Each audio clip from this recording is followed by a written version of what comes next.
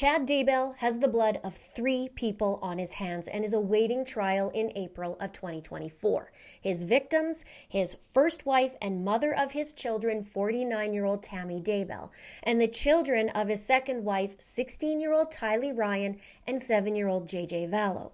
He's charged with first-degree murder, conspiracy to commit murder, grand theft by deception, and insurance fraud. His second wife, Lori Vallow Daybell, has been sentenced to a life in prison with no parole, with similar charges but no death penalty. She's waiting for her next trial in the death and murder of her fourth husband, Charles Vallow, and conspiracy to commit murder of her ex-nephew-in-law, Brandon Boudreau. Although Lori escaped the death penalty, Chad, however, still has it on the table, even though his lawyer is doing his best to stop it. Today, we're going to dive into the role Chad Daybell had in the death of his wife Tammy and how he involved his son Garth.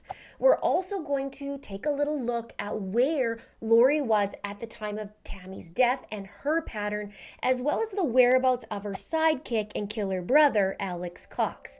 I'm Linda with It's a Crime, so now let's get into it.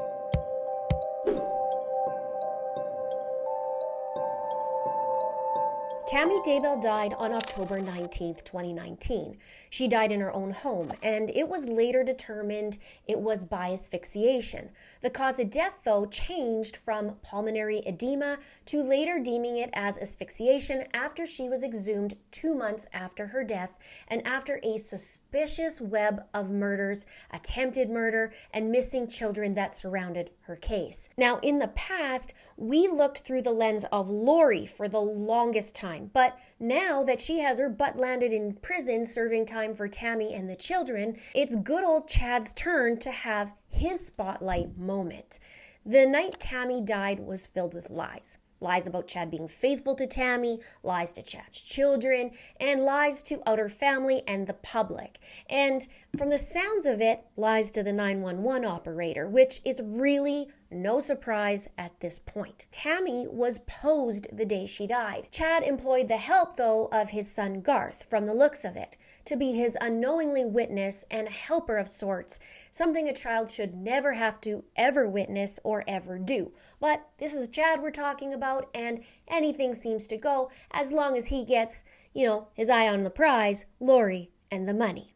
Now let's take a look at all the ways Chad was involved in his wife's murder, his motive, and his cover-up. But first, we have to talk about the time leading up to it. Weeks and even months before, there were signs leading up to Tammy's death. It all started with an evil rubric. Chad created a chart of people in Lori's life and rated them dark or light. Interestingly, one by one, the people on that list were eventually deemed zombies, and just happened to be the ones that Lori had issues with in her life. And Chad and Lori and Alex were working on that list, so to speak, eliminating those who were dark and deemed zombies. Now, Tammy wasn't on that list, the public one anyway, but she was deemed a zombie, and we'll talk about that in a minute. But Chad told others that he knew Tammy was going to die. He said that she was going to be in a car accident. He was quite confident in it. He had supposed visions of this. And interestingly, on October 4th, which was 2 weeks before Tammy's murder, he sent Tammy to go see her family out of town. In fact, he urged her to do it. And normally, Chad would go with her on these trips, as it was said he didn't like Tammy traveling on her own, and so this was particularly unusual. And even according to others, Chad said that Tammy was supposed to die in a car accident. How interesting is that he pushes Tammy to go take a trip hours away, and that he isn't with her, and his so-called vision was for her to be in an accident. Let me know what you think about this. And usually Chad goes with her, and this would be the first time that he doesn't, which is peculiar. So the question I have is, did something not go according to plan on the vehicle? Was there a plan even then? I'm thinking so. I'll show you why it makes the theory stronger, and it has to do with Lori. No surprise. But first, Tammy was deemed a zombie named Viola. A day after Tammy heads on the trip to see her family, there are texts between Chad and Lori about Tammy being in limbo. He said things like, "Big news about Tammy," and he explains in the middle of the night through text at 3:36 a.m., he said, "The short version is that she has been switched. Tammy is in limbo, and a level 3 demonic entity named Viola is in her body. It happened at about 10 p.m. and was done by Tammy's sister, who I always knew was 3D, which means dark. But it turns out she is multiple creation. Viola has been attached for about a year to my niece, who is 12-year-old daughter. I have connected with Tammy in limbo, and she is very frustrated and upset. She wants Viola removed as soon as possible. Viola seems to be similar to Penelope. The personality differences from Tammy should be evident quickly. Please seek a confirmation on this, but I have now checked 3 times since I got home and get more affirmative answers each time. I bet you have." He goes on to say, "Not fully sure of the timing for removal, but once her actions verify the differences, I don't want to wait." Could this be he's not fully sure for the timing of removal because Tammy safely arrived the day before at her family's place? Or is he still in the planning stage? What do you think? Now, 4 days after this, on October 9th, Tammy would have an attempt made on her life. The night she died, she files a report saying she was shot at by a man in a ski mask dressed in black, and she thought he had a paintball gun. He had fired multiple times, but it was said that the gun misfired, and it wasn't the paintball gun she thought it was. Also, if we fast forward time, there's evidence that Chad was the facilitator in this, and Alex was the shooter. So on October 9th, Alex attempted to kill Tammy in her driveway while she was grabbing groceries out of the car. Where was Chad? He was hiding in the house. And in the past, people thought maybe it was Chad that was attempting to kill her in the driveway, but when you think about it, a wife of 30 years would easily know her husband's body, dressed in black or not. And there is evidence that Alex was going to a gun range. He did a bunch of Google searches, and he was part of this whole fiasco. Hi, I need to report something. Okay, go ahead. What's the address? Okay, at 202 North, 1900 East. The corner with the blinking yellow light on Salem Highway. Is it a suspicious person? Yes. Okay, what was he wearing? He was all dressed in black, and he had a ski mask on. And he's at the blinking light now is where you saw him? No, he's gone now, because I pulled up into our driveway, and I didn't step out of the backseat of my car, and suddenly he was there, and he had a paintball gun, and he was and then like he was going to shoot at me, and I kept asking him what he was doing because I could tell it was a paintball thing, and then he just kept doing it, so I yelled for my husband, and then he took off running around the back of my house. Okay, give me just 1 minute, stay on the line with me. Okay. In what direction he was going? He went behind my house, and it's so dark out here, and I just went in the house and got my husband and son, and then they went out and looked, and he was long gone by then. So he was on the north side of my house, is where he went to get away. Okay. He didn't say anything, or he just kept acting like he was holding the gun like he was, had a rifle and just shooting at me, so. But nothing came out of the gun either, so I don't think it was loaded. Okay, and what is your name, ma'am? My name is Tammy Daybell. Okay, I will pass your information on to my deputies. We actually just had a previous call about this individual, so they're out in the area looking now. Okay, yeah, I think it was my son-in-law who lives diagonal from us that called you guys already. Oh, okay. I just wanted to make sure it got reported, so.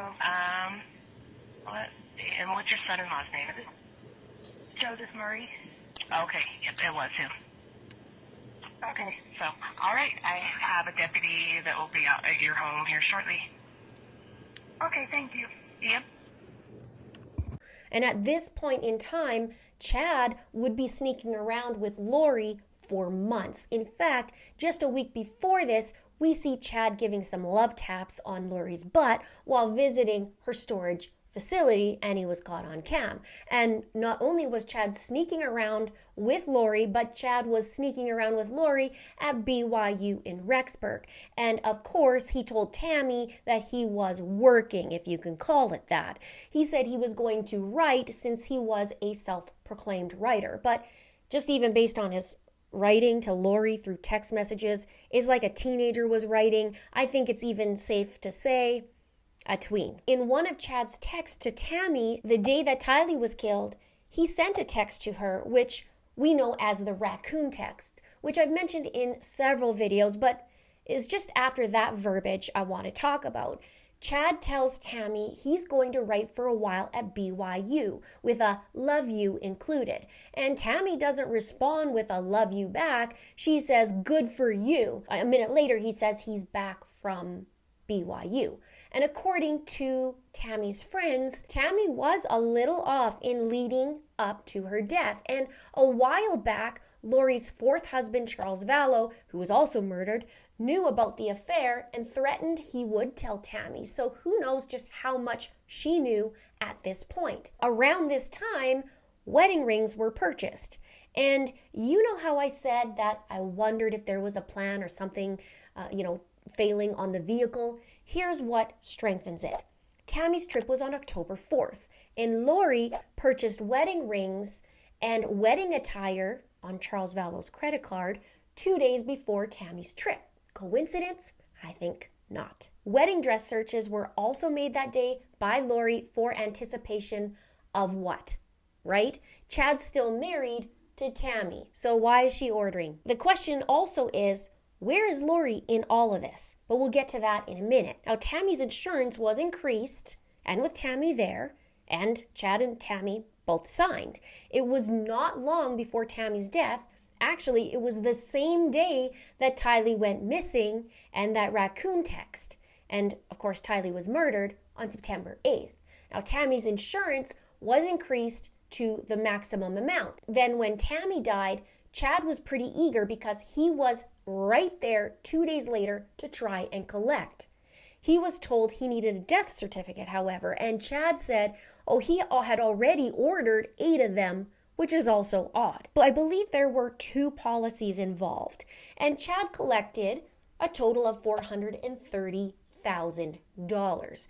Shortly after that, he went to Knott's Berry Farm with his adult children, and Lori wasn't far away from there. And it would be also around this time that Alex married Zulema Pastenes, another woman part of that group, and Alex took her last name, which is interesting. And then we have Lori's niece Melanie also marrying Ian Pulowski that weekend, which was not even 2 weeks after they met, and were going on a sprinkle of dates. So imagine that.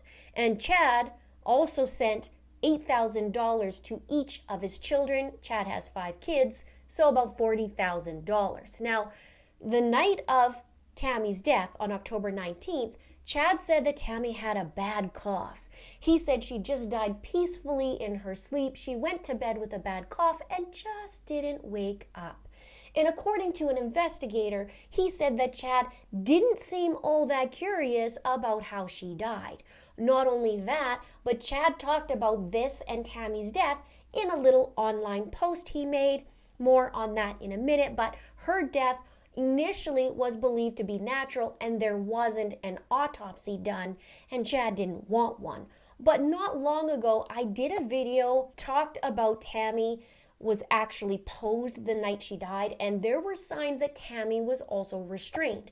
And Chad involved his son Garth in his little scheme, unknowingly. And according to Garth, he said he heard a thump and Chad called for him to come into the room. I covered that in another video where Garth was on 48 hours recounting what happened. Garth said, "I heard my dad yell, 'Garth, Garth, come quick,' with the most panic I'd ever heard in his voice. My dad was just pacing back and forth, just saying, 'Why? How could this happen?' And he was pointing at pictures on the wall saying, 'She can't be dead. How could this be? What do we do?' And according to Chad, though, he says he heard Tammy fall out of the bed, and he said he got up and she was out of the bed with her head and body down with one leg twisted in the blankets. He said she was cold and not breathing at the time, and then explained that because she was going through menopause, that's why her leg was out of the blanket and was twisted. But this giant fib is going to get Chad in a whole lot of trouble, because Tammy died on her back, with science to prove it. So Garth goes into the room after this thump, after Chad calls him, and he sees his mom is half on the bed and half on the floor, picks her up and puts her back on the bed. He then says to his dad, "I think she's dead." As for the science, there's something called lividity, where the blood pools after death. So if a person dies on their back, it will pool to the bottom, and they can tell where their final position was. That's why they can tell if a body was moved. So dummy Chad, or not so dummy because we're grateful for it, posed the mother of his 5 children and wife of 30 years, head on the floor and body on the bed. And if we rewind a bit, about Chad pointing to the pictures on the wall, in my opinion, that's just over the top. You don't have your wife right there who's dead in front of you, and you're going to all the pictures on the wall saying, "How could this be? What's going on? What do we do?" Furthermore, his 911 call was ridiculous, in my opinion. You can hear him start to fake cry. It's contrived. It's ridiculous.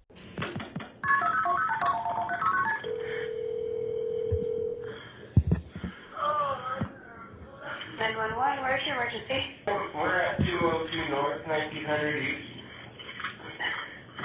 What's going on? We just found my mom. She's on the ground frozen, or she's stiff, and I don't know. Are you in Madison County or Fremont County? I'm Chad, the husband. She's clearly dead. So sorry. Okay. Okay. Are you in Rexburg, or because your address shows the Rexburg address, but you're in Fremont County? Miles West. Okay. Okay.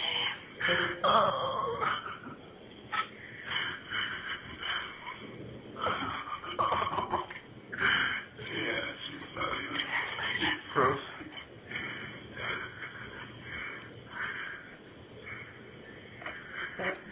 Okay, can I get your name? Tammy Daybell. Oh, man.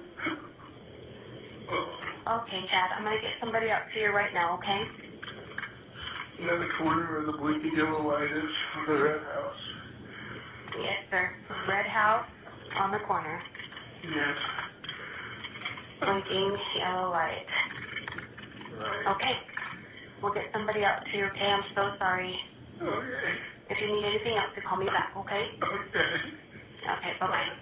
Chad was pushing the theory that he just woke up at 5:45 a.m. and she was peacefully dead. But he also said he looked over and saw that she had a peaceful smile on her face.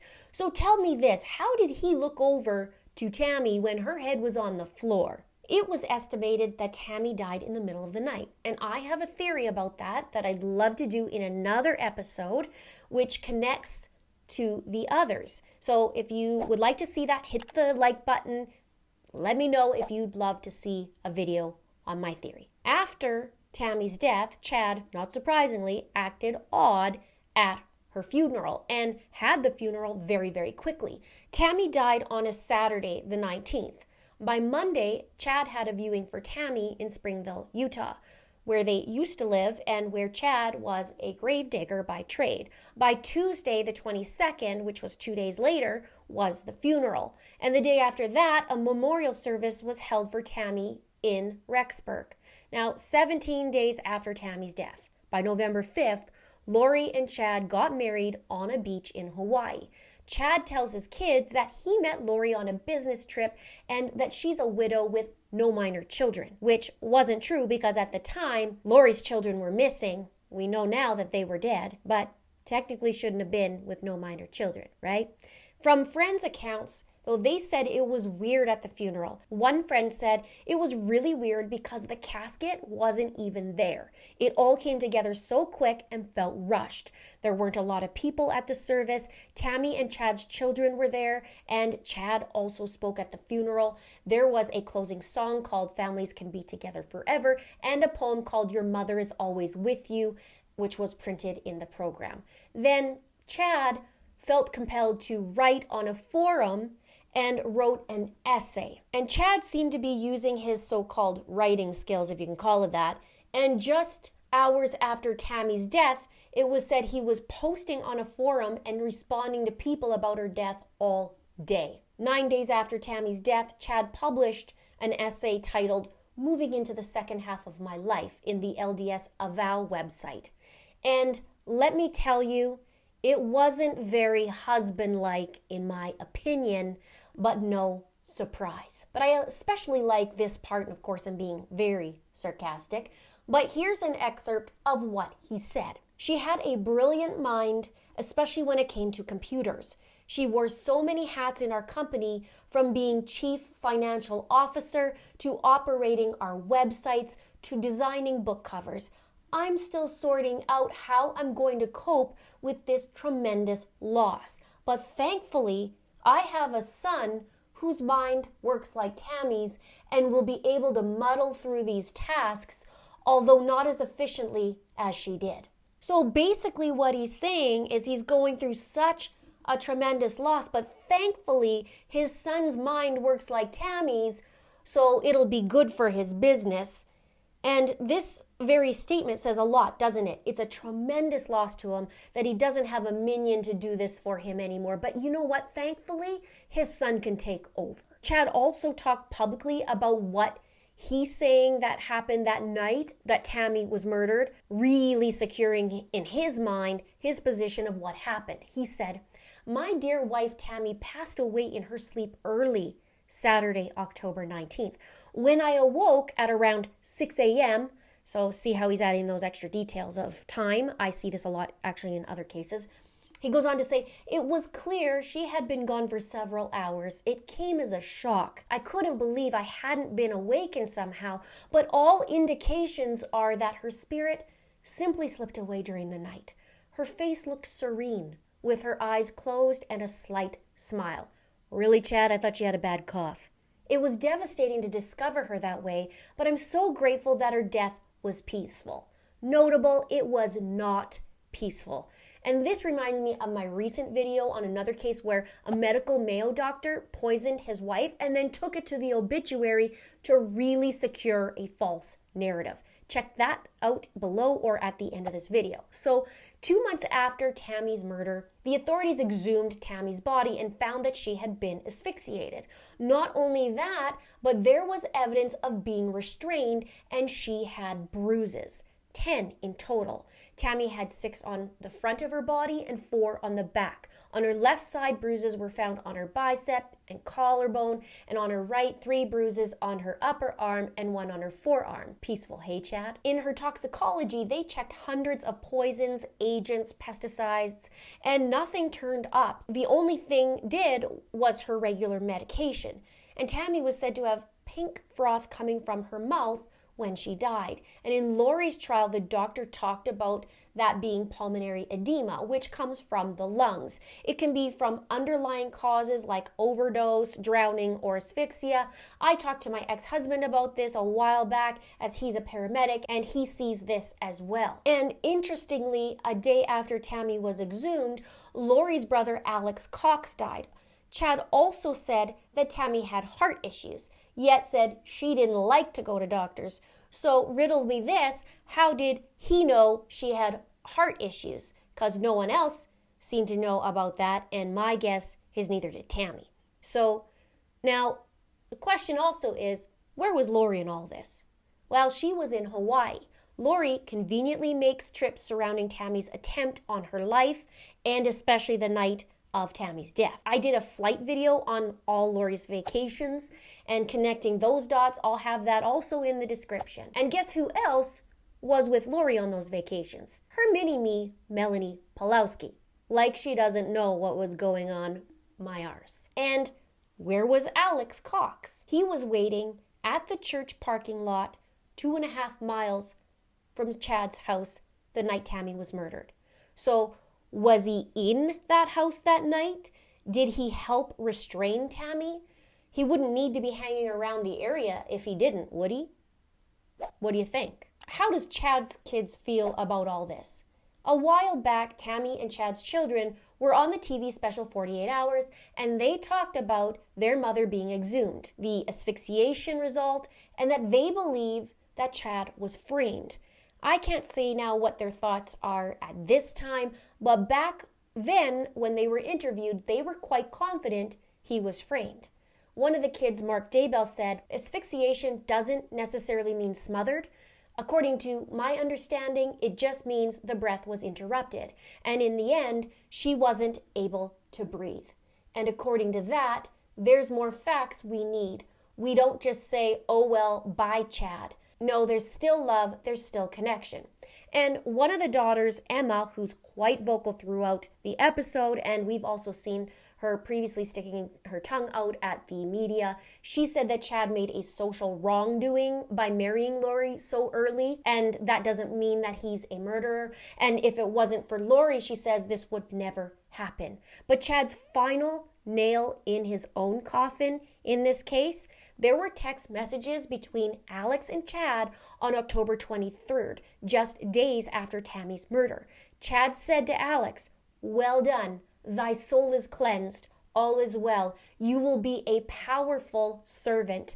I bless you with the knowledge that you will now move forward with physical action and spiritual power that will be bestowed upon us." And remember, he said, you will be a powerful servant. Chad is facing the death penalty. He's chasing serious charges and a list of sins he crafted and executed. And as Lori says, if Chad's the devil, he sure is a good one. Tammy died when she was 49 years old. Today, she would have been 53. She was a mom, an animal lover, a librarian, and by all accounts, a great mother and wife. There's a foundation in her name called the Tammy Daybell Foundation, giving children the opportunity to love the written word. Tammy was healthy. She didn't have a heart condition. She was doing Zumba with her daughter, clogging, and training for a run of sorts. The only unhealthy thing that surrounded Tammy Daybell was her cheating, lying, delusional husband, Chad Daybell. And he may have been delusional in some ways, namely romance, but he knew what he was doing. Will he serve a lengthy prison term? Will he be put to death? Will a miracle of sorts happen and he be charged for conspiracy in Charles Vallow's murder and the attempt on Brandon Boudreau? You just never know. Check out my Tammy Daybell playlist here and the new video on the doctor who poisoned his wife right here. Thank you so much for watching. Stay safe out there.